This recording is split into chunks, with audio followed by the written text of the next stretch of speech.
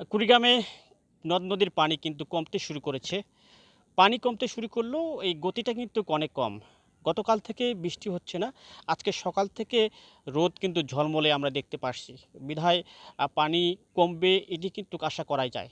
তবে পানি কমলেও কুড়িগ্রামে মৎস্য এবং কৃষি বিভাগের যে ক্ষতি হয়েছে সেটি কিন্তু ব্যাপকভাবে হয়েছে সেটি আমরা জানতে পেরেছি। আমি এখানে যেখানে দাঁড়িয়ে আছি পাশেই একটি সবজি ক্ষেত। এই ক্ষেতটি ২ দিন আগেও কিন্তু পানিতে নিমজ্জিত ছিল। এখন পানিটা কিছুটা কমার কারণে এটা কিন্তু এখন জেগে উঠেছে।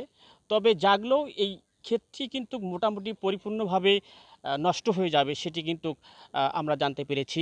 তো এই যে সবজি ক্ষেতগুলি নষ্ট হচ্ছে এর দামটা বাজারে প্রভাব কিন্তু পড়বে সেটি কিন্তু বোঝা যাচ্ছে।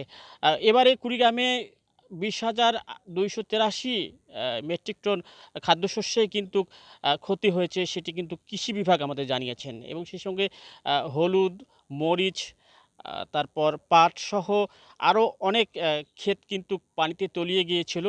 এটা কিন্তু আমরা জানতে পেরেছি। সেই সঙ্গে মৎস্য বিভাগ যেটি জানিয়েছে, কুড়িগ্রামে এবারে ৪.৫ লাখ টাকার মাছের কিন্তু ক্ষতি হয়েছে। ৩,০০০ এর মতো খামারি কিন্তু এবার ক্ষতির সম্মুখীন হয়েছে সেটি কিন্তু আমরা জানতে পেরেছি।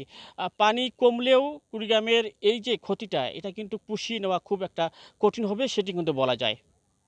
মনোয়ার হোসেন লিটন, খবর সংযোগ, কুড়িগ্রাম।